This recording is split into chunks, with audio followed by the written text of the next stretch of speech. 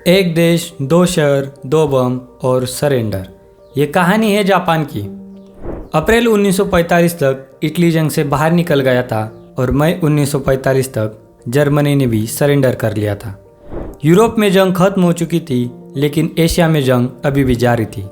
एक तरफ Japan allied देशों को कड़ी टक्कर दे रहा था, तो वहीं दूसरी ओर एक्सिस पावर के सभी देश अपने हथियार डाल चुके थे। मगर द्वितीय विश्व युद्ध के दौरान जापान में ऐसा कुछ हुआ जिसने जापानी साम्राज्य की नींव हिला दी।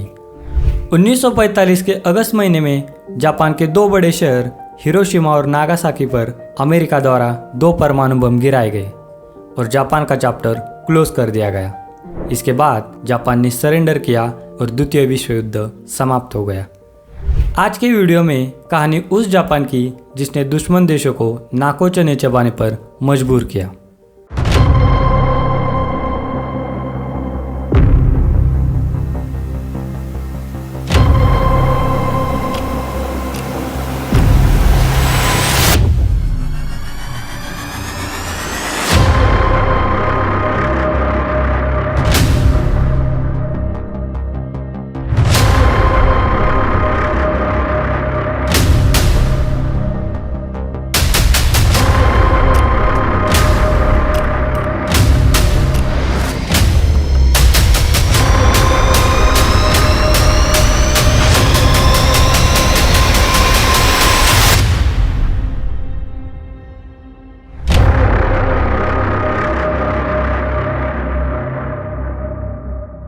उन्नीस सौ 1930 तक जापान एक शांतिपूर्वक राष्ट्र के रूप में जाना जाता था, लेकिन 1931 के बाद से यहाँ की परिस्थितियाँ बदलने लगी।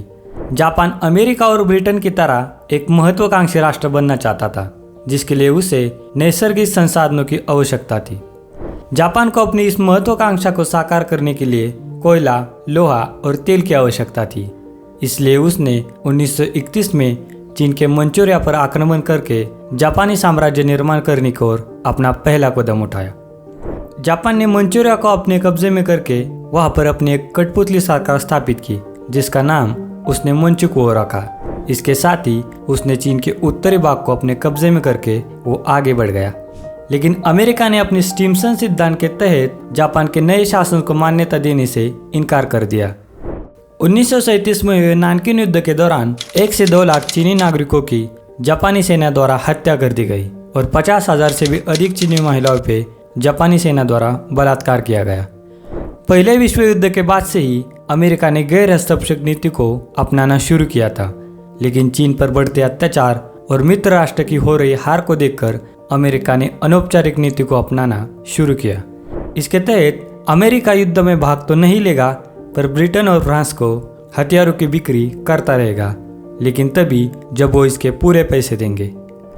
1941 में अमेरिका ने एक ऐसे बिल को अपने पार्लियामेंट में पास किया जिसके तहत अमेरिका अपने सहयोगी राष्ट्र को हथियार तो देगा, लेकिन उनसे पैसे नहीं लेगा। इसमें चीन और सोवियत यूनियन भी शामिल थे। इसके बाद से ही यह स्पष्ट होने लगा था कि अमेरिका किसके फेवर में है, और यह जापान के लिए बहुत बड़ी समस्या बन गई थी, क्योंकि जापान अपना 80% क्रूड ऑयल अमेरिका से आयात करता था। इस चीज से निजात पाने के लिए 1941 के जुलाई महीने में जापान ब्रिटिश मलाया और डच ईस्ट इंडीज के खिलाफ हमले की तैयारी करने के लिए साउथ इंडो चाइना में चला गया। इस घटना ने अमेरिकी प्रेसिडेंट फ्रैंकलिन रूजवेल्ट को सभी जापानियों की संपत्ति फ्रीज करने और जापान की तेल निर्यात को रोकने के लिए प्रेरित किया, जिससे जापान का पूरे एशिया पर राज करने का सपना खतरे में आ गया। इसी के चलते जापान ने अमेरिका के एक बंदरगाह पर हमला करके उसकी ताकत को कम करने का निर्णय लिया। अमेरिका द्वारा लगाए प्रतिबंधों और चीन को दी गई हथियारों की मदद से नाराज होकर जापान ने अमेरिका के खिलाफ हमला करने की घोषणा की, जिसके बाद एडमिरल यामामोटो द्वारा तैयार की गई एक योजना के बाद जापान ने पूरी तैयारी के साथ अमेरिका के एक बंदरगाह पर हमला करने की योजना बनाई, जिसके तहत 7 दिसंबर 1941 की सुबह जापानी सैन्य कमांडर मित्सुओ फुजिदा के नेतृत्व में 183 फाइटर जेट्स ने ओयो में तैनात अपने जंगी जहाजों से उड़ान भरी। इन फाइटर जेट्स ने अमेरिका के पर्ल हार्बर को अपना निशाना बनाया। जापान ने 2 फेज में इस अटैक को अंजाम दिया, जिसमें बॉम्बर्स और टॉर्पीडो मिसाइल्स भी शामिल थे। इस हमले में जापान ने 328 अमेरिकी विमान और 19 समुद्री जहाज़ों को पूरी तरह से नष्ट कर दिया। इसके साथ ही उसने अमेरिका के 8 बड़े जंगी जहाज़ों को बुरी तरह से तबाह कर दिया। अचानक हुए इस हमले से अमेरिका के नागरिकों के साथ साथ अमेरिका के 2,500 जवान भी मारे गए। वही जापान के 100 से भी अधिक सैनिकों को अपनी जान गंवानी पड़ी।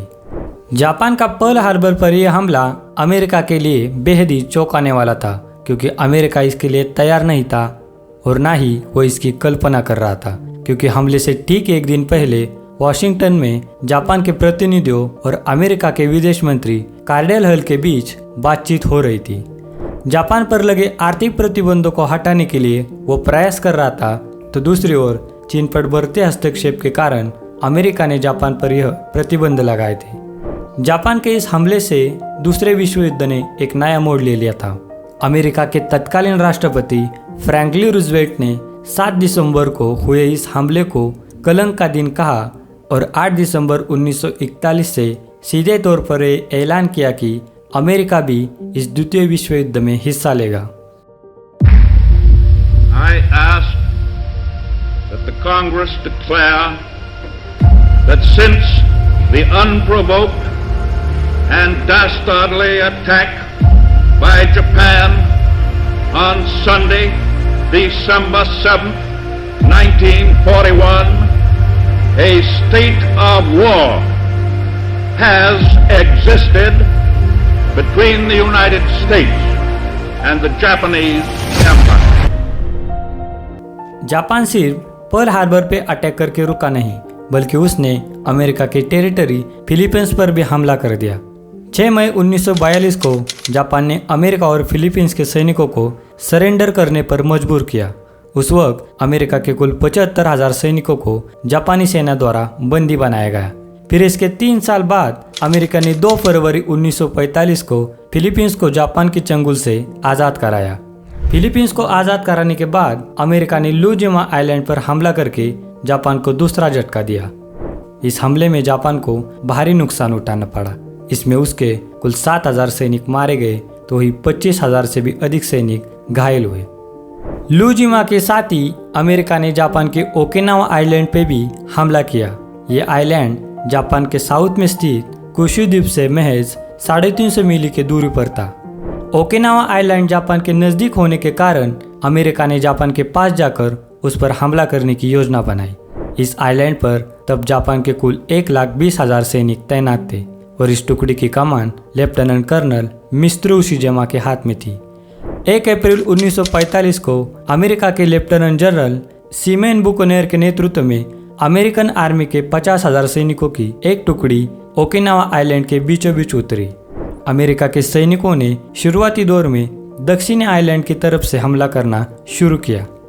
अमेरिका के इस हमले से बचने के लिए जापान के कर्नल मित्सुरो उशिजामा ने बंकर बना के रखे थे। ऐसे में जब भी कभी अमेरिका के विमान हवाई हमले करते तो वहाँ के सैनिक उस बंकर में छुप जाते और इससे जापानी सैनिकों की कम से कम हानि होती और अमेरिका की बमबारी से उन पर कोई खास प्रभाव नहीं पड़ता। 20 अप्रैल तक अमेरिका के सैनिकों ने ओकिनावा आइलैंड के दक्षिणी हिस्से को अपने कब्जे में कर लिया, लेकिन जापान के ज़्यादातर सैनिक उत्तरी हिस्से में मौजूद थे। तब जापान ने अपना ब्रह्मास्त्र, दुनिया के सबसे बड़े युद्धपोत यामाटो को अपनी रक्षा हेतु मैदान में उतारा। यह यामाटो का आखिरी मिशन था, जिसे ऑपरेशन टेंगो नाम दिया गया था। लेकिन ऑपरेशन शुरू होने से पहले ही दुनिया के सबसे बड़े युद्धपोत पर अमेरिकी विमानों द्वारा हमला करके इसे डुबा दिया गया। उस समय अमेरिका ने जापान के युद्धपोत के साथ साथ 1200 विमानों को भी नष्ट कर दिया। 22 जून 1945 को जापान के कर्नल मित्सुरो उशिजामा ने अपनी हार होते देख आत्महत्या कर ली। इस युद्ध में जापान के कुल 1,10,000 सैनिक मारे गए। इसके साथ ही इस आइलैंड पे मौजूद 1 लाख से भी ज़्यादा लोगों को अपनी जान गंवानी पड़ी। वही अमेरिका के 12,000 सैनिकों की मौत हुई तो 50,000 से भी ज़्यादा सैनिक इसमें घायल हुए। इसके साथ ही अमेरिका और मित्र राष्ट्र के 21 युद्धपोत, 12 डिस्ट्रॉयर के साथ साथ 765 विमान और 15 समुद्री जहाज भी नष्ट हुए। अमेरिका ओकिनावा हमले के जरिए ऑपरेशन डाउनफॉल को अंजाम देना चाहता था, पर जापान की ओर से किए गए कामिकाज़ी अटैक ने अमेरिका के मंसूबों पर पानी फेर दिया। कामिकाज़ी सोल्जर्स सुसाइड बॉम्बर की तरह काम करते थे। वो अपने बॉम्ब से लेस विमानों को अमेरिका के जहाज़ों पर गिरा देते थे, जिससे अमेरिका के जहाज़ों की अधिक से अधिक तबाही होती और वहाँ के सैनिक भी मारे जाते। इस अटैक में जापान के 4000 सैनिकों ने सुसाइड बॉम्बर की तरह काम किया, जिससे अमेरिका को भारी नुकसान उठाना पड़ा। ओकिनावा आइलैंड पर हुए इस लड़ाई ने अमेरिका को अपने मिशन डाउनफॉल के बारे में सोचने पर मजबूर किया। द्वितीय विश्व युद्ध अपने अंतिम चरण में था। मित्र राष्ट्र की ओर से मैदान में शामिल थे फ्रांस, ग्रेट ब्रिटेन, अमेरिका और सोवियत संघ। इन देशों की जीत करीब करीब तय हो चुकी थी। दूसरी शक्तियों में शामिल जर्मनी, जापान और इटली में से जर्मनी ने 1945 के मई महीने में आत्मसमर्पण कर दिया था और सिर्फ जापान ही मित्र देशों को कड़ी टक्कर दे रहा था। इसी बीच अमेरिका ने 16 जुलाई 1945 को दुनिया के पहले परमाणु बम का सफल परीक्षण कर लिया, जिसे मैनहट्टन प्रोजेक्ट नाम दिया गया था। इस प्रोजेक्ट को इतना गुप्त रखा गया था कि अमेरिका के उपराष्ट्रपति हैरी ट्रूमैन को पहली बार तब पता चला जब उन्होंने राष्ट्रपति रूजवेल्ट के मृत्यु के बाद अमेरिका के नए राष्ट्रपति के रूप में पदभार संभाला। इसके बाद अमेरिका के पास दो ही ऑप्शन बचे थे, या तो अमेरिका जापान पर कोई बड़ी मिलिट्री ऑपरेशन करे या फिर परमाणु बम गिराकर जापान को आत्मसमर्पण करने के लिए मजबूर करे।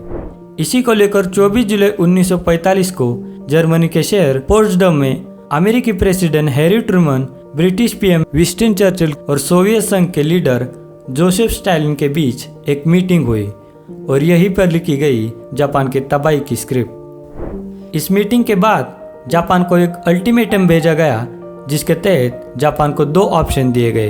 पहला ये कि जापान बिना कोई शर्त आत्मसमर्पण करे और लोकतंत्र को अपनाए।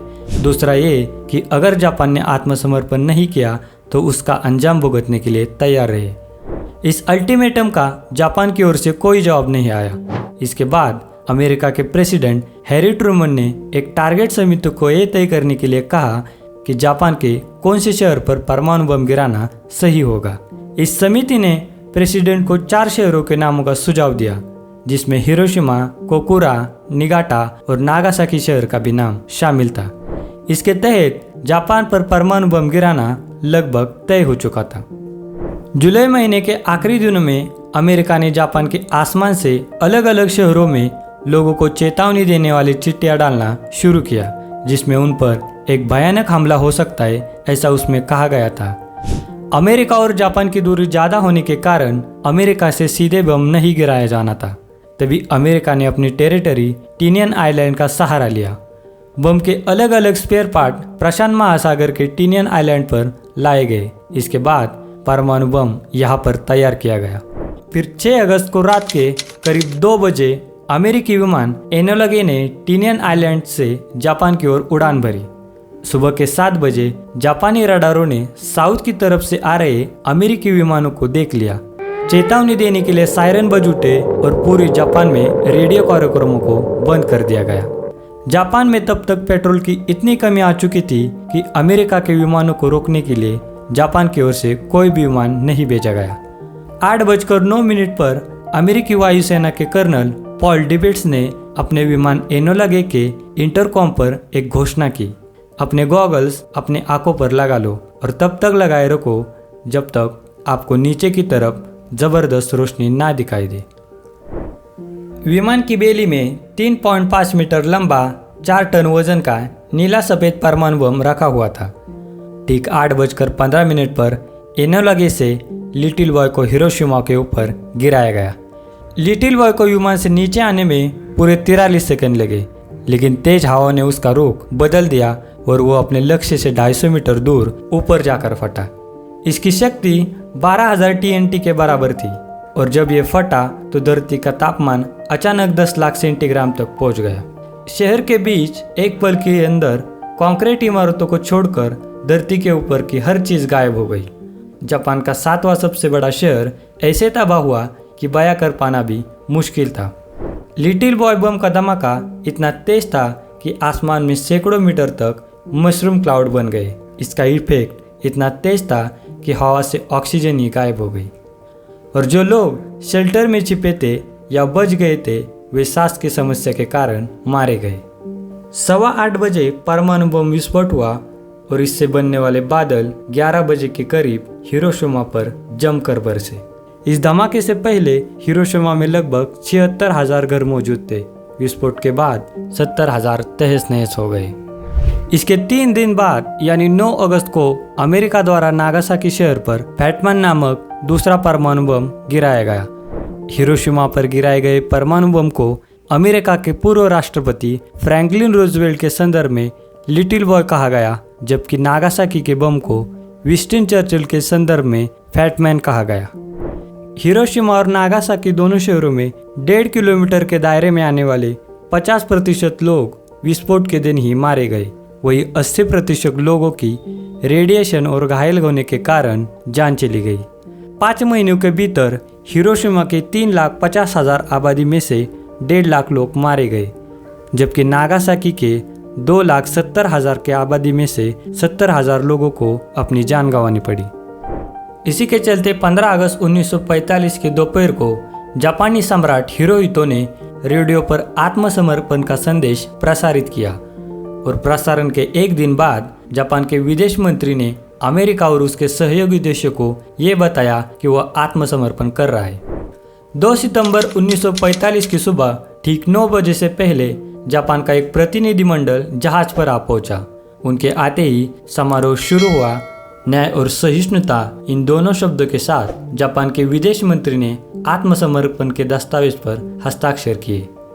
इनके बाद अमेरिका के कमांडर जनरल डगलस मैकार्थर ने भी गवाह के तौर पर इस दस्तावेज पर हस्ताक्षर किए।